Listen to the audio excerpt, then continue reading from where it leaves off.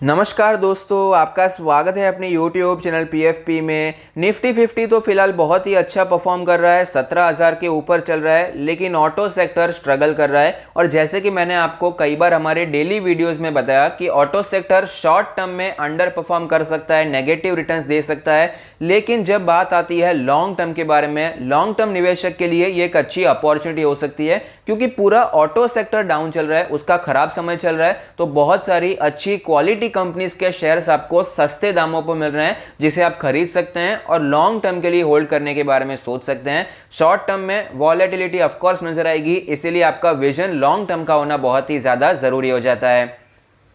आज हम एक ऐसे शेयर के बारे में बात करने वाले हैं जिसका वैल्यूएशन काफी अट्रैक्टिव है और ग्रोथ प्रोस्पेक्ट्स भी काफी अच्छे नजर आते हैं। कंपनी का नाम है हीरो मोटोकॉर्प, जो कि इंडियन मार्केट में ऑलरेडी एक मार्केट लीडर कंपनी है, 37% का मार्केट शेयर होल्ड करती है, लेकिन इंटरनेशनल मार्केट में ये कंपनी एक्सपांड करना चाहती है। बाइसिकल्स, ई बाइक्स और ऑटोमोटिव कंपोनेंट्स, ये जो सेगमेंट्स है, यहां पर एक्सपांशन के बारे में सोच रही है। कंपनी का एम है कि एक्सपोर्ट्स और इंटरनेशनल रेवेन्यू वो FY24 में बढ़ाकर 3,000 करोड़ करना चाहते हैं, जो कि फिलहाल 1,000 करोड़ के आसपास है, तो ट्रिपल करना चाहते हैं। रीजन क्या है? रीजन सिंपल है, यूरोपियन और अमेरिकन मार्केट्स में हाई ग्रोथ नजर आती है और कंपनी उसका पूरा फायदा उठाना चाहती है। फिलहाल की सिचुएशन के बारे में बात करें तो बाइसिकल्स, ई बाइक्स, ऑटोमोटिव कंपोनेंट के सेगमेंट में स्ट्रॉन्ग ग्लोबल डिमांड देखने को मिली है, जिसके कारण इंटरनेशनल रेवेन्यू में 1,000 करोड़ क्रॉस होता हुआ नजर आ सकता है। तो ये सारी सिचुएशन अच्छी है और हीरो साइकिल्स ग्लोबल प्रेजेंस बढ़ाना चाहते हैं, इसीलिए ग्रुप ने पहले भी ये अनाउंस किया है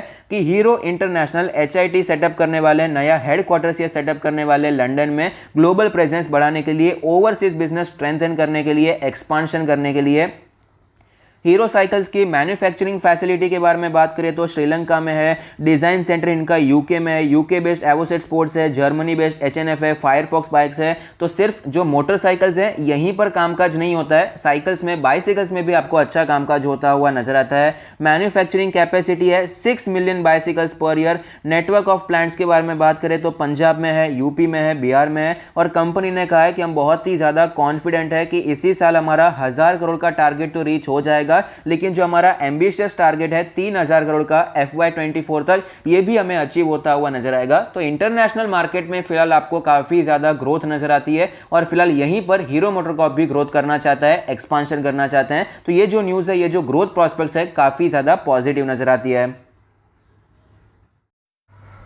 स्टॉक का लास्ट ट्रेड प्राइस है 2796, जो कि फ्लैट ट्रेड कर रहा है। सेक्टर का पी रेशियो 24 है, जबकि हीरो मोटोकॉर्प का 18 है। प्राइस टू बुक रेशियो 3.6 है, तो क्लियरली सेक्टर के मुकाबले सस्ता दिखाई पड़ता है। 55,000 करोड़ की मार्केट कैप है, 3.75% का शानदार डिविडेंड यील्ड है, 47% का एवरेज डिलीवरी परसेंटेज दिखाई पड़ता है। फाइनेंशियल ट्रेंड के बारे में बात करें तो क्लियरली आपको गिरावट नजर आती है, रेवेन्यू प्रॉफिट दोनों ही नीचे आ रहा है। 2018 से ऑटो सेक्टर में प्रॉब्लम की शुरुआत देखने को मिली, ऊपर से कोरोना वायरस का पैंडेमिक आया, कमोडिटी के प्राइसेस बहुत ही ज्यादा बढ़ गए। हर टाइम तो ये जो प्राइसेस बढ़ चुके हैं कस्टमर को पास ऑन नहीं किया जा सकता, ऊपर से फ्यूल के प्राइसेस बढ़ चुके हैं। ये कुछ रीजंस हैं जिसके कारण आपको यहाँ पर परफॉर्मेंस नीचे जाता हुआ नजर आता है।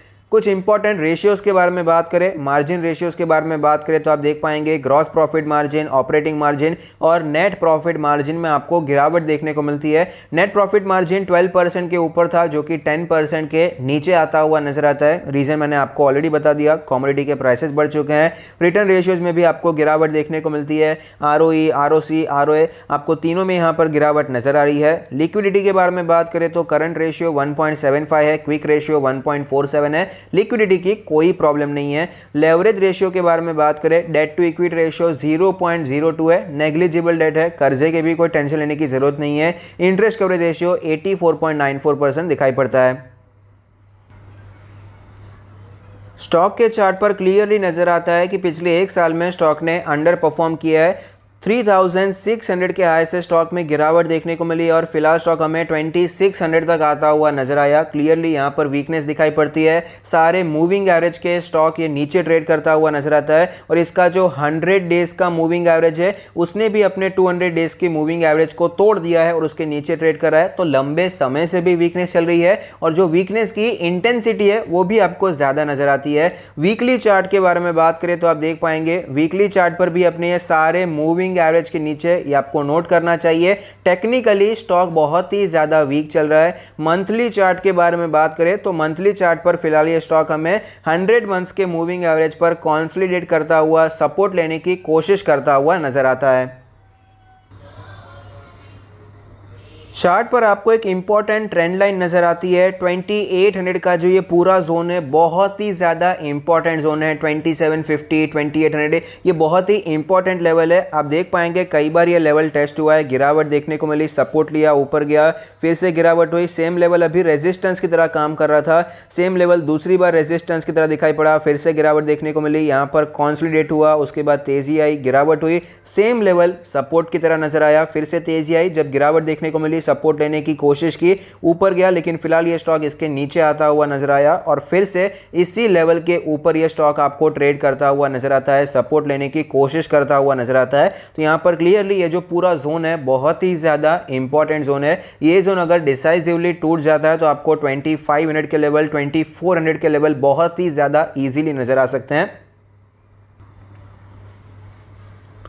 चार्ट पर मैंने एक और ट्रेंड लाइन ड्रॉ की है, रेजिस्टेंस की लाइंस आप देख पाएंगे डेली चार्ट पर है। ये लेवल कई बार हमें रेजिस्टेंस की तरह नजर आया, फिर से गिरावट देखने को मिली। इसी रेजिस्टेंस पे बार बार स्टॉक जाता था, फिर से नीचे आ जाता था, लेकिन फिलहाल इसके ऊपर जाने की कोशिश की है कि यहाँ पर ब्रेकआउट वाली सिचुएशन आपको दिखाई पड़ती है। छोटी कैंडल है, कोई बड़ी वॉल्यूम सपोर्टेड कैंडल भी नहीं है, यहाँ पर आपको ब्रेकआउट होने की पॉसिबिलिटी नजर आती है। तो स्टॉक जितना पहले वीक था, एक हफ्ते पहले वीक था, उतना वीक नहीं है, थोड़ी सी स्ट्रेंथ आपको नजर आती है। तो ये सारी चीजें देखते हुए ही आपको यहां पर निवेश करने के बारे में सोचना चाहिए। और जैसे कि मैंने आपको बताया, ऑटो सेक्टर का टाइम खराब चल रहा है, कमोडिटी के प्राइसेस बहुत ही ज्यादा बढ़ चुके हैं, ऊपर से ये जो हीरो मोटरकॉर्प का जो कामकाज है ज्यादा इलेक्ट्रिक में आपको दिखाई नहीं पड़ता है, तो इलेक्ट्रिक स्कूटीज जो है वो यहां पर ज्यादा जोर दे सकती हैं। ओला का कॉम्पिटिशन आपको दिखाई पड़ता है। ये सारी कुछ चीजें हैं जिसका आपको ध्यान रखना चाहिए, उसके बाद ही इन्वेस्टमेंट करने के बारे में सोचना चाहिए। ऐसा नहीं है कि सिर्फ ग्रोथ पर्सपेक्टिव है, थ्रेट भी है। यहां पर इलेक्ट्रिक का काम चल रहा है, लेकिन जितना जोर से बाकी कंपनीज का चल रहा है, स्पेशली देखिए दूसरी जितनी कंपनीज है ना जो लिस्टेड नहीं भी है, उनका इलेक्ट्रिक में आपको ज्यादा कामकाज चलता हुआ नजर आता है। और जो भी ग्राउंड लेवल पर आपको गाड़ियां नजर आती है, जो स्कूटीज नजर आती है, जो टू व्हीलर्स नजर आते हैं, जितने भी इलेक्ट्रिक वाले हैं, वो कोई लिस्टेड कंपनी के आपको जल्दी नजर नहीं आएंगे, अनलिस्टेड कंपनी के आपको नजर आते हैं, स्टार्टअप्स हैं, वो बनाने की कोशिश कर रहे हैं। ये थ्रेट हमेशा रहने ही वाला है, फिलहाल के लिए तो यहां पर एटलीस्ट बना हुआ है। ये सारी चीजों को ध्यान में रखकर आपको यहां पर खरीदारी के बारे में सोचना चाहिए। लॉन्ग टर्म का विजन होना बहुत ही ज्यादा जरूरी है। जैसे कि मैंने कहा, टेक्निकली ये स्टॉक बहुत ही ज्यादा वीक चल रहा है। बार बार मैं ये रिपीट कर रहा हूं क्योंकि चांसेस है स्टॉक में गिरावट देखने को मिलेगी जब तक ये टेक्निकली स्ट्रांग नहीं हो जाता। अगर आप यहां पर खरीदारी करना चाहते हैं, लेकिन अगर आप यहां पर ज्यादा गिरावट नहीं देख सकते, तो आपको स्टॉप लॉस यूज करना चाहिए। स्टॉप लॉस होना चाहिए फिलहाल का ये जो लो था 2600 के आसपास का लो, यहां पर आप स्टॉप लॉस देख सकते हैं। अगर ये स्टॉक 2600 के नीचे चला जाता है तो अब यहां पर एग्जिट करने के बारे में सोच सकते हैं। अलग अलग स्ट्रैटेजीज आप फॉलो कर सकते हैं। अगर आपको स्ट्रेंथ आने का वेट करना है तो जब तक ये स्टॉक 3000 के ऊपर नहीं चला जाता, सस्टेन नहीं हो जाता, तब तक आप यहां पर पोजीशन ना बनाएं, ये स्ट्रैटेजी आप फॉलो कर सकते हैं। लेकिन अगर आप एक लॉन्ग टर्म के निवेशक हैं, क्लियरली अगर आप 10 साल के लिए होल्ड कर सकते हैं, आपको कोई टेंशन नहीं है, तो मेरे हिसाब से अच्छा स्टॉक है, वैल्यूएशन अच्छा है, डिविडेंड यील्ड अच्छा है, कंपनी की ग्रोथ प्लान्स काफी अच्छे नजर आते हैं। थोड़ा सा अमाउंट यहां पर आप निवेश कर सकते हैं, बाय ऑन डिप्स की स्ट्रैटेजी अप्लाई करने के बारे में सोच सकते हैं। लेकिन एलोकेशन का ध्यान रखना जरूरी है। आपने जो एलोकेशन सपोज डिसाइड किया है 3% का एलोकेशन है, उससे ज्यादा आपको यहां पर पैसा एलोकेट नहीं करना चाहिए। इन सारी चीजों को ध्यान में रखते हुए आपको निवेश करना चाहिए। फिर से बता रहा हूं, टेक्निकली वीक चल रहा है, तो जो यहां पर लॉस सहन नहीं कर सकते, स्टॉप लॉस यूज कीजिए या फिर आप इसे अवॉइड भी कर सकते हैं। लॉन्ग टर्म निवेशक इसे कंसिडर कर सकते हैं, एनालाइज कर सकते हैं, उसके बाद निवेश करने के बारे में सोच सकते हैं। तो अगर आपको वीडियो अच्छा लगता है तो प्लीज कोई फीडबैक दीजिए। Thank you, stay happy, happy investing.